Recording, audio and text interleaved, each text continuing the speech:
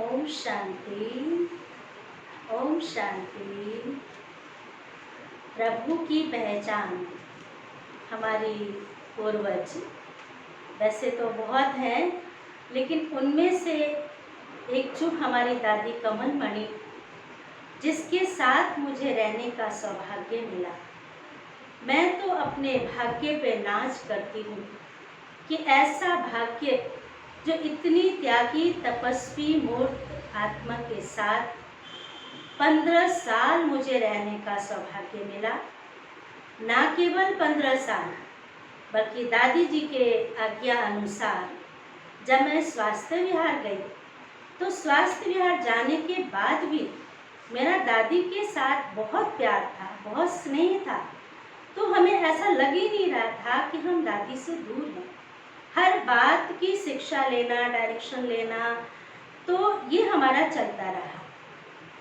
दादी ने हमारे अंदर इतने गुण भर दिए, क्योंकि दादी तो विशेषताओं की खान थी।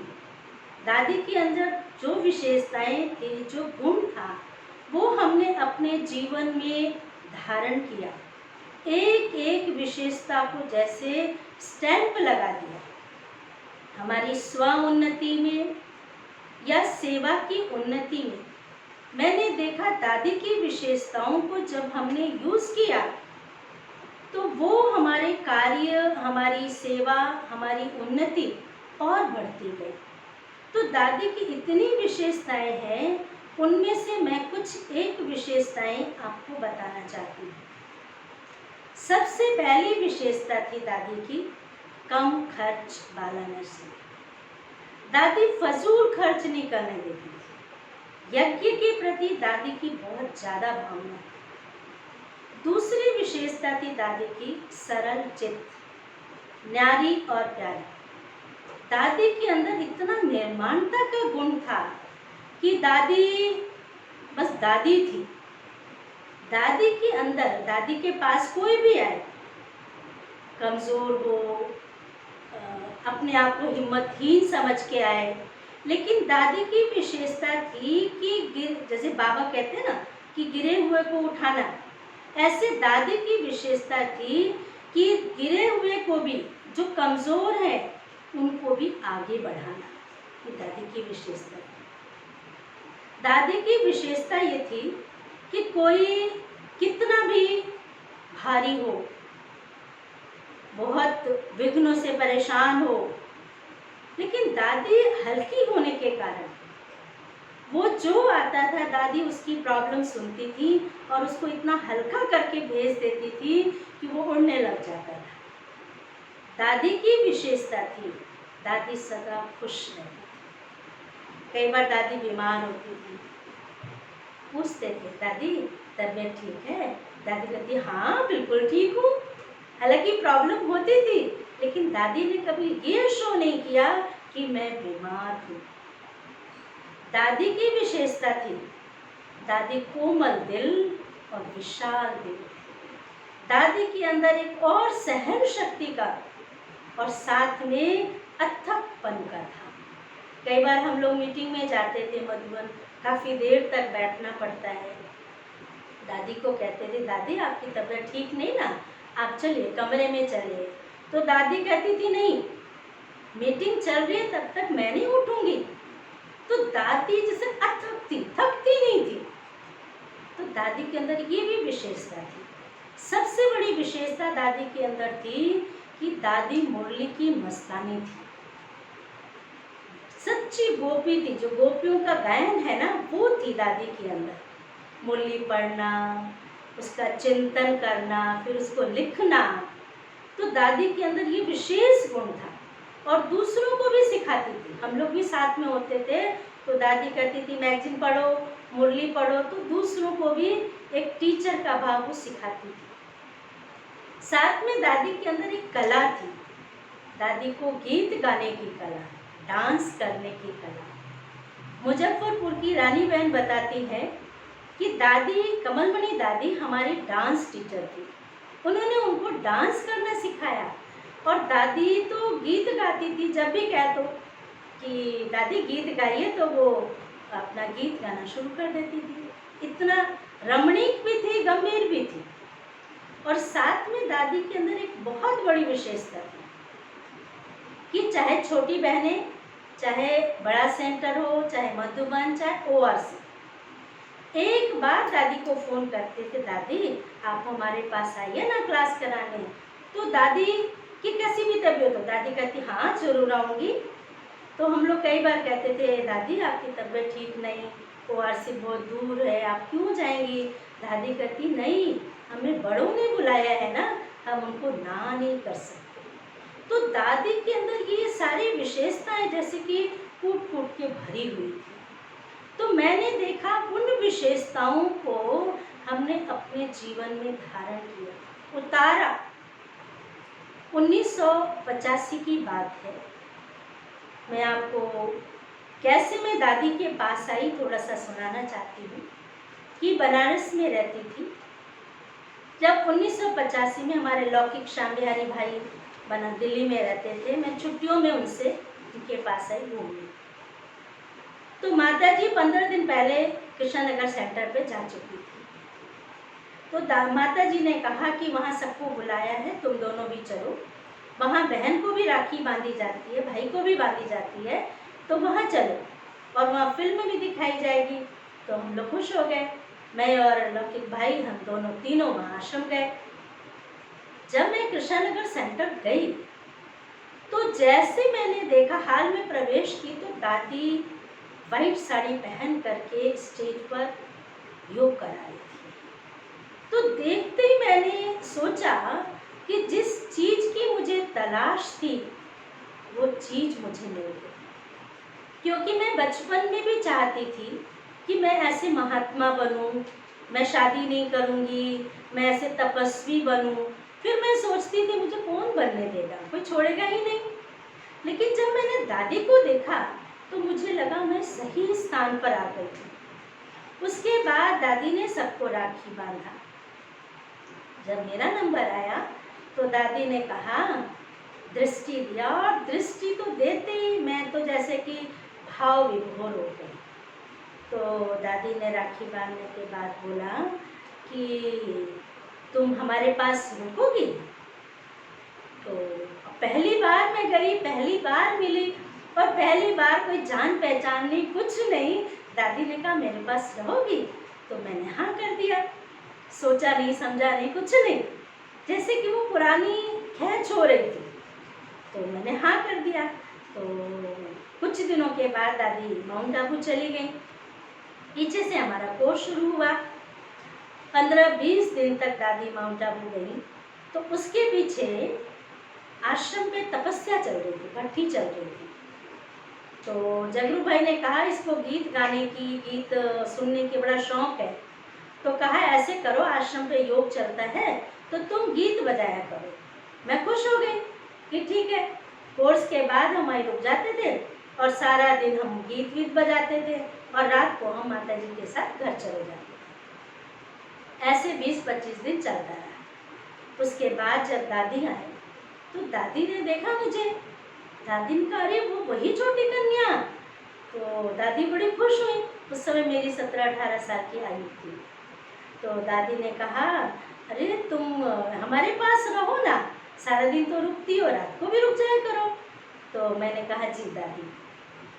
और दादी को मैंने कहा कि दादी आप माउंट आबू से आई हैं, मैं भी माउंट आबू जा सकती हूँ?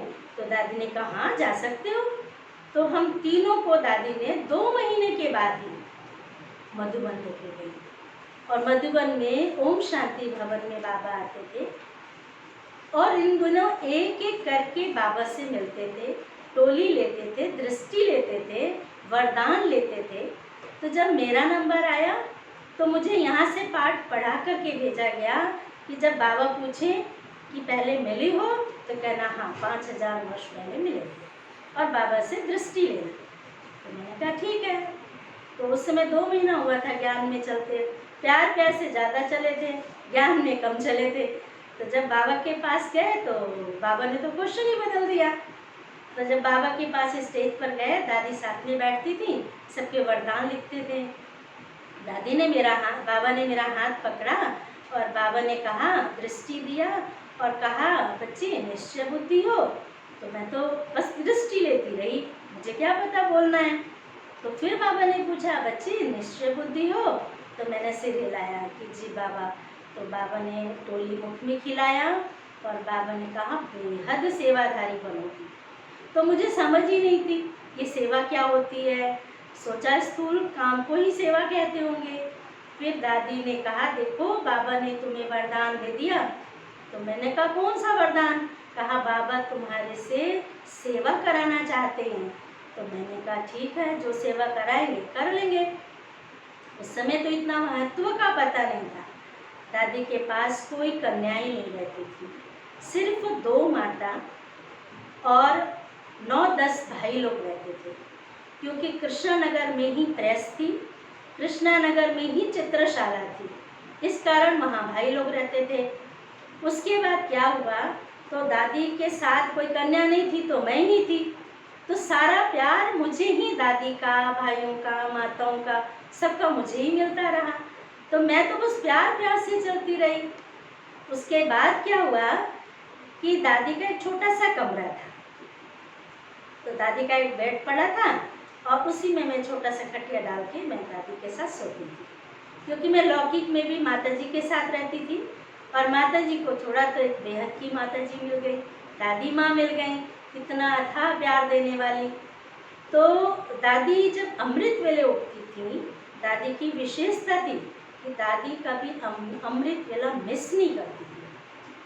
तो जैसे दादी उठती थी तो मुझे कुछ सारी चिंता लगी रहती थी, मुझे उठना है, सुबह उठना है, सुबह उठना है। ऐसा ना कि दादी उठ जाऊँ और मैं सोती रह जाऊँ।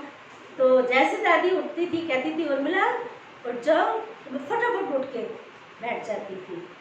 तो दादी की एक और विशेषता कि दादी कभी अमृत वेले के बाद सोती भी नहीं थी, लेटती भी नहीं थी। दादी अमृत वेले के बाद, योग के बाद वो मुरली पढ़ती थी। हम लोग तो फिर भी सोचते थे कहीं छुप सो जाए, लेकिन दादी कभी नहीं सोती थी। और दादी से हमने बहुत कुछ सीखा। दादी कैसे पढ़ना है, मुरली कैसे पढ़नी है, कैसे कोर्स कराना है, कैसे लिखना है, कैसे स्थूल सेवा करनी है, कैसे सूक्ष्म सेवा करनी है, कैसे बड़ों से बात करनी है और कैसे हर परिस्थिति में खुश रहना है, ये मैंने दादी से सीखा। और ये सचमुच ये बातें जैसे कि मेरे अंदर घर कर गई, एक छाप छोड़ गई, स्टैंप लग गया। और ऐसा लगता था कि मैं दादी को छोड़ करके कहीं नहीं जाऊंगी। दादी को मोह बिल्कुल पसंद नहीं था। उन दिनों छोटी थी तो मैं एक दिन रोने लग गई। तो दादी ने कहा, क्यों रो रही हो? तो मैंने कहा, मेरे को मम्मी की याद आ रही है। तो दादी ने कहा, तुम फेल हो गई, नष्टोमा तुम नहीं बन पाई। तो मेरे को लगता था कि दादी ने जो कहा मेरे फायदे के लिए किया, कि कैसे दादियों ने बोला तो मैं भी क्यों नहीं बोल सकती हूँ। इसके बाद एक बार आशा दीदी आए कृष्णा नगर। तो आशा दीदी ने बोला कि दादी उर्मिल को किसी और सेंटर पे भेजो। तो दादी ने कहा, नहीं नहीं, ये नहीं जा सकती, क्योंकि ये अकाउंट संभालती है, स्टूडेंट संभालती है, सारा क्लास संभालती है। और मैंने भी कहा, मैं तो दादी को छोड़ के कहीं नहीं जाऊंगी, क्योंकि दादी एक ममता की मूर्त थी, स्नेह प्यार की जो पालना देने वाली माँ थी। ऐसी माँ मुझे और कहीं नहीं मिलेगी। तो फिर ऐसे चलता रहा। इत्तेफाक एक भाई आया, उसने कहा, स्वास्थ्य विहार में एक मकान है और आप वहाँ सेवा करो। तो दादी ने पूछा, तुम जाओगी? मैंने कहा, नहीं नहीं, मैं तो नहीं जाऊँगी। ऐसे मैंने कह दिया। और 1 साल तक टलता गया। कुछ दिनों के बाद मुझे लगा कि हाँ, जाना चाहिए। पहले तो मैं सोचती थी मैं अकेले कैसे रहूँगी। तो दादी ने मुझे बहुत सिखाया, समझाया। दादी ने कहा, तुम अकेले कहाँ हो, मैं तो तुम्हारे साथ हूँ। और तुम्हें जैसे एक कन्या को पूरा दहेज, पूरा सजा धजा करके उसको भेजते हैं ना, इस प्रकार से जब 15 साल के बाद मैं स्वास्थ्य विहार आई, तो दादी ने पूरा सेंटर स्थूल सूक्ष्म हर प्रकार से दादी ने पूरा सजा के भेजा। और दादी ने कहा कि सदा 2 बातें याद रखना कि एक तो तुम्हें हर चीज़ सहज मिलेगा, और मैंने देखा दादी का ये वरदान कि हर चीज़ सहज है। सेंटर सहज मिले, हमें ना खरीदना पड़ा, ना किराए पर लेना पड़ा, अपने आप ही लोग ऑफर करते हैं, वो सहज हो गया। जैसे जैसे सेंटर मिलता गया बहनें भी सहज मिल गई, हमें ज़्यादा मांगने की भी ज़रूरत नहीं पड़ी, अपने आप आ गई। और सेवाएं, बड़ी बड़ी सेवा कैसे हो जाती है, वो दादी के ही वरदान थे, क्योंकि दादी ने बाबा के वरदान को प्रैक्टिकल किया, और वही वरदान जब दादी ने हमें दिया तो वो ताकत आ गई कि सहज कोई भी बड़ा प्रोग्राम हो, जैसे दादी सदा हल्की रहती थी, ऐसे ही वो विशेषता भर दी कि मैं भी कितना भी बड़ा प्रोग्राम हो, मैं कहती थी बाबा बैठा है, हो जाएगा। मैं छोटी थी, इस कारण दादी के साथ कहीं भी आना जाना होता था। तो एक बार मैंने दादी से पूछा कि दादी आप इतना समय मधुबन कृष्ण नगर छोड़ के रहती हैं, तो आपको कृष्ण नगर की याद नहीं आती? तो दादी ने कहा कि बाबा बैठा है ना, मैं क्यों चिंता करूं, वो संभाल रहा है। वो विशेषता मैंने भी अपने जीवन में धारण की कि हम किस चीज़ के लिए इतना फंसे, जब बाप बैठा उस पर वो चिंता करेगा ना, मैं क्यों चिंता करूं। तो फिर दादी के पास धीरे धीरे कन्याएं आने लग गई, और फिर वो सेवाएं बढ़ती गई। फिर जब मैं स्वास्थ्य विहार आई, तो स्वास्थ्य विहार भी 21-22 साल हो गए, तब भी हमारा दादी के साथ कनेक्शन था।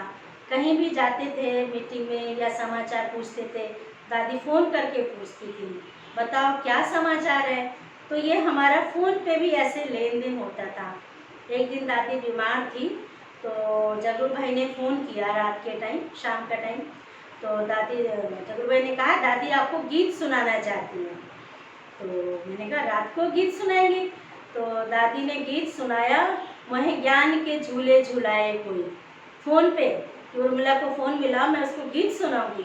मना दादी का और हमारा एकदम दिल का स्नेह था, गहरा स्नेह था। इसलिए हम तो दादी की विशेषताओं को, दादी के गुणों को, उनके वरदानों को पूरे समय हम भूल नहीं सकते। हम खुद भी धारण करते हैं और अपनी बहनों को भी यही शिक्षा देते हैं कि ऐसे जो हमारे बड़े हैं, जो हमारे पूर्वज हैं, जो हमें उन्होंने शिक्षाएं दी हैं, उन शिक्षाओं को अगर हम धारण करते रहेंगे, उस पर चलते रहेंगे, तो जीवन में सदा उन्नति को पाते रहेंगे। ये हमारे पूर्वजों का, बड़ों का, ये हम सबके ऊपर आशीर्वाद है। ओम शांति।